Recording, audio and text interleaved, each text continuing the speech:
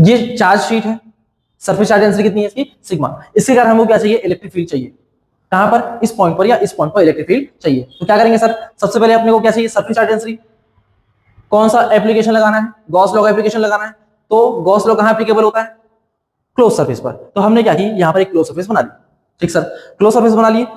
Formula क्या होता है गॉस लॉ का, phi equals to Q enclose upon epsilon naught.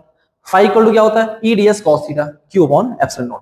ठीक सर, अब क्या, यहां पर तीन छोटे छोटे एलिमेंट लिए, एक ds1, एक ds3, एक ds2। ds1 और e के बीच में एंगल कितना है, 0 डिग्री।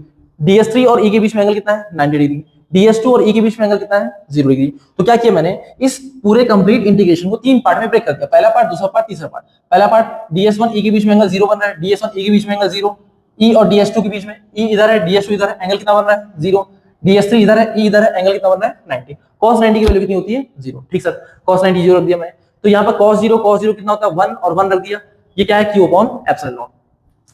ये यूनिफॉर्म है, देखो इस सरफेस का हर एक पॉइंट इस चार्ज शीट से इक्वल डिस्टेंस पर है, तो E की वैल्यू क्या होगी, यूनिफॉर्म। तो E को मैंने इंटीग्रेशन के बाहर कर दिया, यहाँ भी E को इंटीग्रेशन के बाहर कर दिया।